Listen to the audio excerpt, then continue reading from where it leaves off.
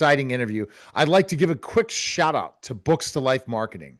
They're the team making it all possible. They specialize in helping authors bring their stories to life through expert publishing, marketing, and media exposure. They're behind some of the most inspiring author journeys we've seen. If you're an author looking to elevate your book, Books to Life Marketing is the partner you want in your corner. And our guest today is Arthur Day. He's the author of Seesaw. It's a thriller. Arthur, thanks for stopping by. Just to let people know who Arthur is, Arthur Day has written 5 books: Seesaw, Death at Dawn, When Fear Knocks, The Velvet Trap, Samson and Delilah, and he's currently lives in Simsbury, Connecticut. Thanks, Arthur, for stopping by. I appreciate it, sir. You're welcome. Glad to be here. Absolutely. So what inspired you to write Seesaw, and how did the idea for this trilogy first come to you? Seesaw is actually the last book in the trilogy. The first one is Death at Dawn. And I got that idea when I was out for an early morning walk and trying to figure out what I was going to do next. And it suddenly appeared that, I had the heroine was in my head. And I thought, wow, female, trans. What could be better than contrasting that with the age of COVID, where flames were, people were killing each other, buildings were being burned. It's ridiculous. So I thought that would make a nice contrast to the awful destruction during COVID. I think the Chinese must have had a chuckle or two. Watching us burn ourselves down. Oh, yeah. It was a pretty rough time, wasn't it, COVID? It was. I mean, you never knew what was going to happen next. And depending on your situation, you had to reinvent yourself. And after that was over, it was a lot more different for sure. So let's kind of go to it. Seesaw is set during the COVID era. How did that moment in history shape the tone, tension, and emotional depth of the story? Well, COVID affected a lot of people, some indirectly. They didn't know they were affected, but they were. Some directly, of course, if they're caught up in the melee, caught up in the riots. And against this backdrop, I wanted to present people that were real people and had real feelings, fell in love with each other. I thought that made a nice contrast and a good story. No, it absolutely did make a good story because we remember COVID. There were some TV shows from COVID, but ultimately never really looking at the psychological damage and different things written in books. I mean, I've interviewed a lot of people, I haven't heard that, right? No one wants to go back to COVID. They would say, I did something in COVID, but I didn't write about COVID in a storyline and presentation where it didn't really, pan out well in the movies. But the difference is now, people have forgotten about COVID already. And it's kind of just to remind them of what we were going through. Yeah, and could go through again. The mob mentality takes over. 100%. And it could be another virus. We don't know. There's one out there now that they're trying to scare people with. So Diane Vargas is the trans female lead navigating love, danger, and justice. Why is it important for you to tell this story through her perspective? I thought the female lead was a good lead. It's a solid lead. And up until now, all the female leads have been really tough, dangerous, get the job done, keep the good guys up, knock the bad guys down. I thought this was a nice variation, and it showed that you can be your own person, regardless of what everybody else thinks, and still have a successful life. Absolutely. And and where did you kind of get that from? It looks like in your writing, you really think out of the box in your writing and looking at things that really a lot of people aren't covering. Yeah, the writing really comes off the top of my head. I think about it a lot, and then I finally sit down and put something on the computer. But it has to be firmly in my head, and I have to like it there before I deal with writing it down. Yeah, because it's a process, right? For it comes from your head to the paper. Yeah, yeah, it's not always an easy process. I No, hate because you writing, don't know actually. what would you say? I hate writing. It's a job. It's work. I hate work, but I do it anyway, just like the rest of us. But you chose what you wanted to do as the work. Got Yep. it. Yeah, yeah, yeah. The relationship between Diane and MJ is central to the story. What does their partnership represent to you in the midst of chaos and uncertainty? Hope, hope in the midst of destruction, Yeah, hope that things will get better. Two people working to make things better, not only outside themselves, but within themselves. yeah. I mean, when you talk about hope, hope is something that's hard to fathom at times, isn't it? It's It is. something that when things just go Hope wrong is and hope is yeah, like fear. It's either there or it's not. exactly. And let's talk about, with COVID, what did you with these characters show? What were people going through at this time with COVID? This is where was this placed? What area of the world was Where the was setting? Whereas the setting is Rockmarsh, which is a little county, fictional county in Connecticut. Uh, I chose that because I live here, so I know the little town that I live in, and I know Connecticut since I grew up here. So I thought this was a natural to put the setting for my stories in Connecticut. Totally. And how did you kind of respond to this? Meaning how the like when you were going through COVID during that time, how did a small town like Connecticut respond to this kind of pandemic? Well, we had everything that the big cities had, but we had it in miniature. There were people down marching down Main Street, waving posters and flags. I don't think anything got burned or blown up, but people felt the same in small towns as they did in the cities. It was just less combustible. Totally. So how did you balance the crime and murder investigation with deeper themes of identity, resilience, and humanity? Well, crime, really, murder is part of humanity. I mean, Yeah, we can deny it. We can say, oh, this is something apart from us, but it's not. We're all capable of murder under the right circumstances. Look at the wars that we wage, and we send thousands and hundreds of thousands of young people off to war, and they march and they kill each other, and uh, that's murder. But they do it anyway. right.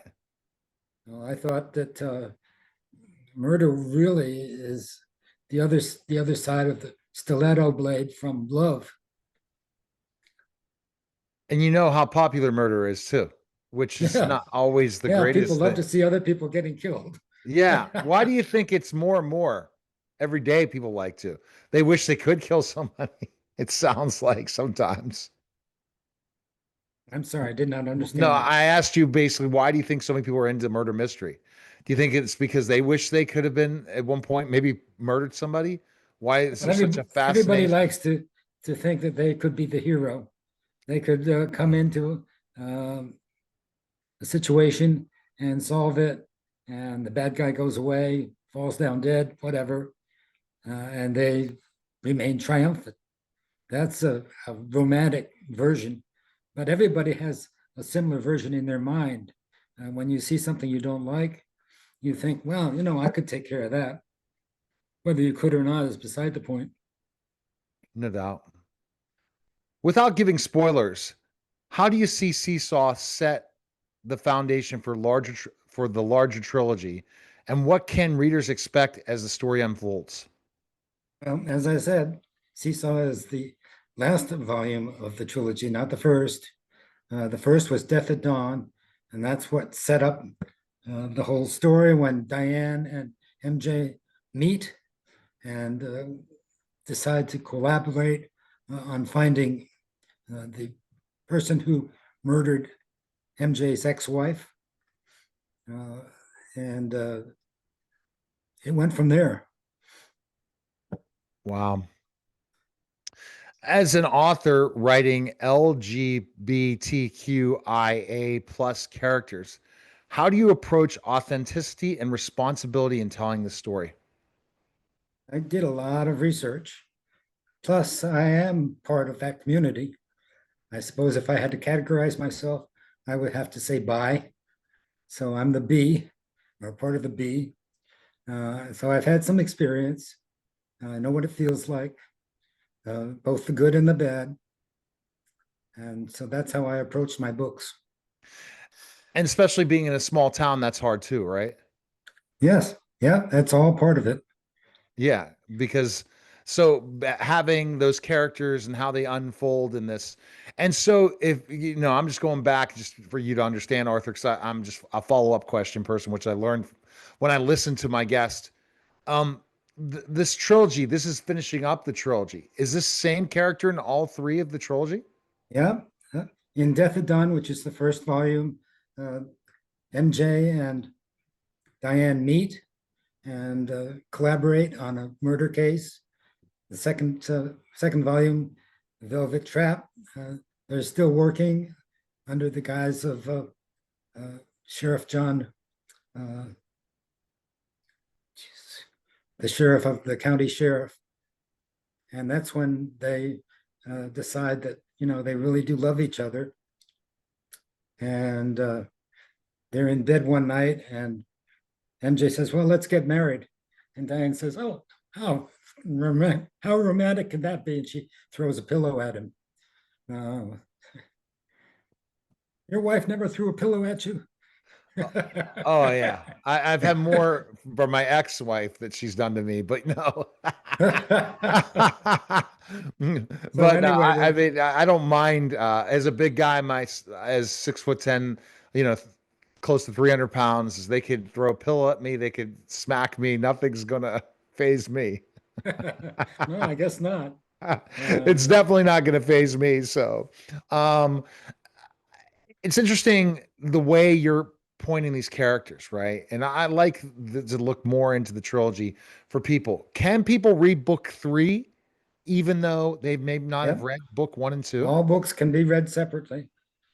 If I need to, I refer back to previous actions or previous murders or previous investigations, but all books can be read separately. Oh, that's good. Okay. But you're hoping when people purchase book three, they're going to say, okay, I need to get book two and one Yeah, of the series. I'm hoping. And Hope that's springs eternal.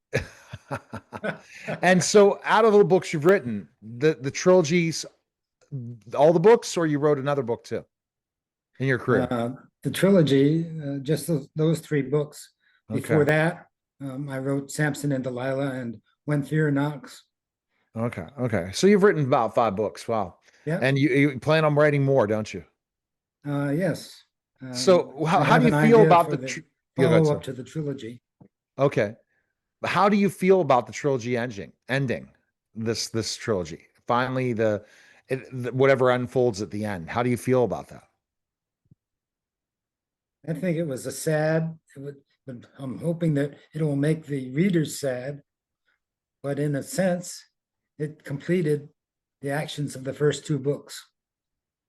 Totally. I can see what you're talking about because you're finally uh letting the readers finally get some of those missing points to finally say, okay, now it's making sense.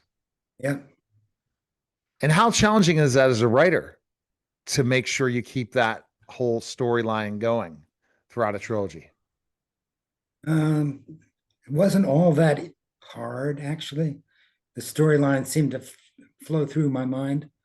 They met, they got engaged, they want to get married, they got married, and then the ending.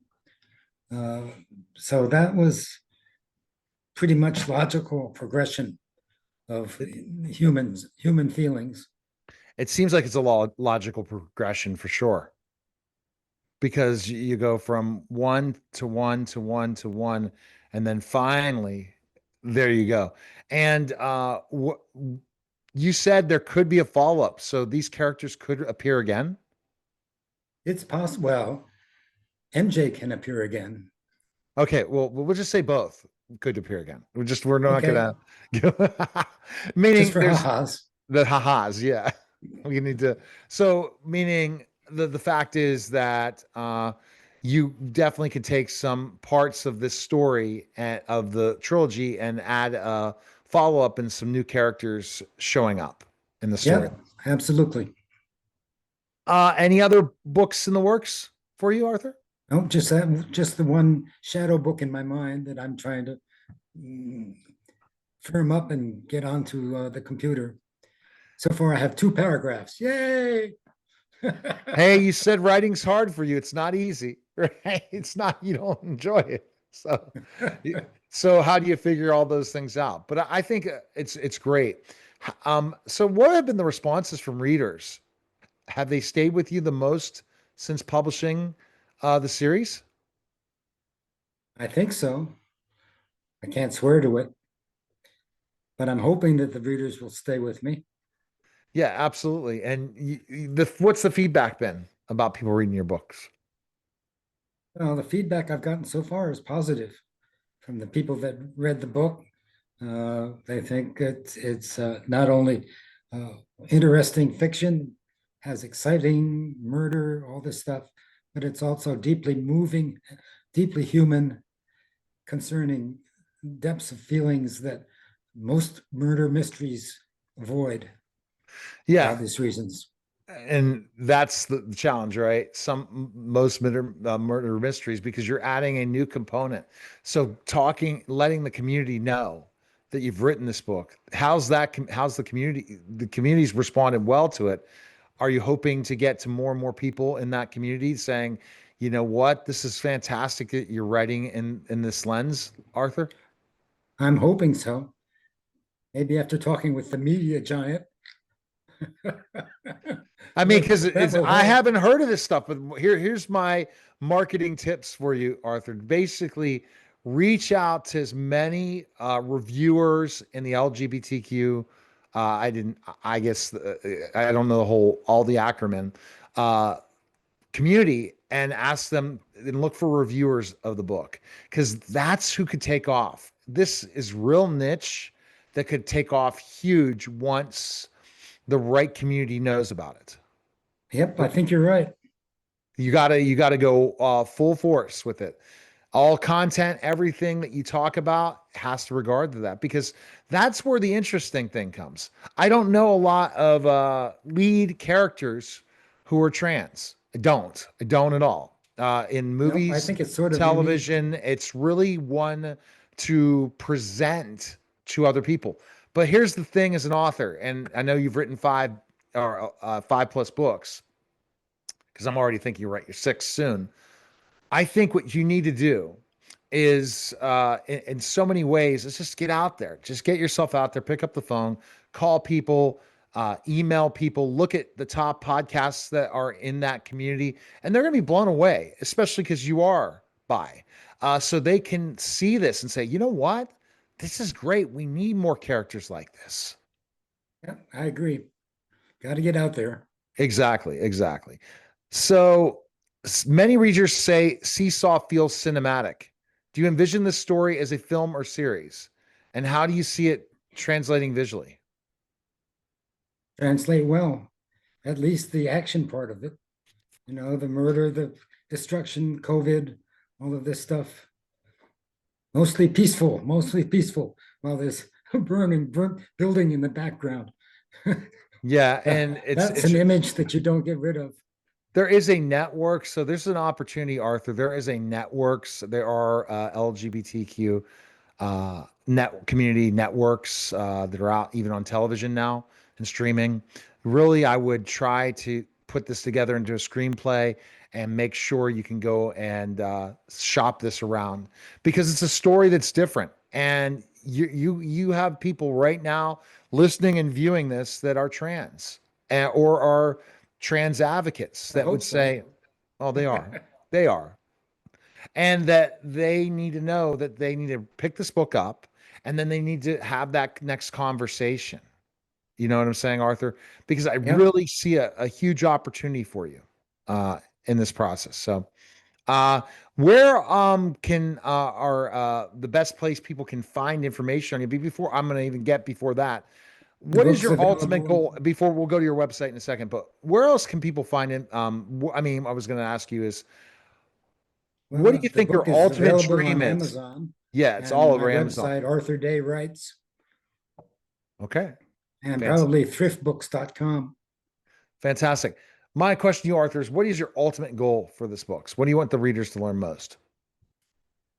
The readers to come away feeling that they've uh, felt something that they didn't feel before, that they've learned something or felt something that made them feel different. Exactly. And when you make them feel different, and in visualizing someone reading this book that is different, how they'll enjoy this. Especially everyone loves murder mystery, for sure, and investigation. What would you say? What genre do you like? Think this is more like in your writing? What types of murder mysteries do you enjoy that you I think write it's like? it's in the thriller genre. The reader is constantly trying to get to the end, but it's constantly changing and increasing in intensity. So, what And then murder at the genres end, do you like to read? I like murder mysteries, obviously. Do you have any favorites? I don't remember. I've read most of them one way or another. Got it. Uh, Any TV series that you're a uh, huge fan of? CSI is Yeah, something I yeah, enjoyed. no doubt. Yeah, I and for millions of sure. others. Absolutely. And how did you make sure you had the right authenticity in the three books regarding crime scene and stuff like that and murder? Well, this was again a process of research uh, and reading books and watching movies uh, or watching documentaries, which were very helpful.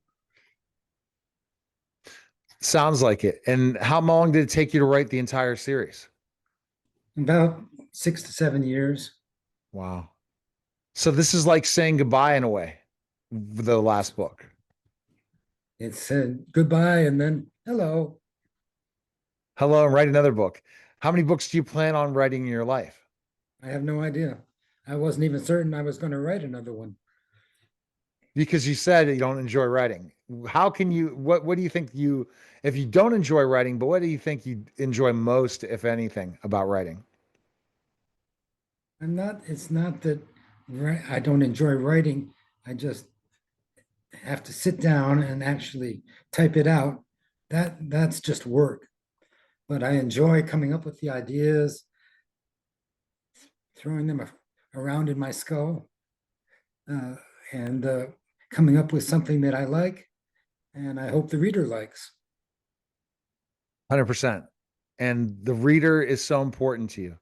And so people listening and watching, when you read Arthur's books, make sure you give a nice 5-star Amazon review, share it with your friends, and tell everyone about Arthur's trilogy. Again, There you best go. place people can find you, Arthur. Where can they go? Where's your website, Arthur, for other people? One more time. Arthur Day Writes, and Seesaw looks like this. Okay, fantastic. We appreciate it, Arthur. Thanks for the time and appreciate you coming on the show. Thank you, Neil. I enjoyed it. I did Hope to too. talk to you again. All right. You're listening and watching The Neil Haley Show, and we'll be back in just a moment.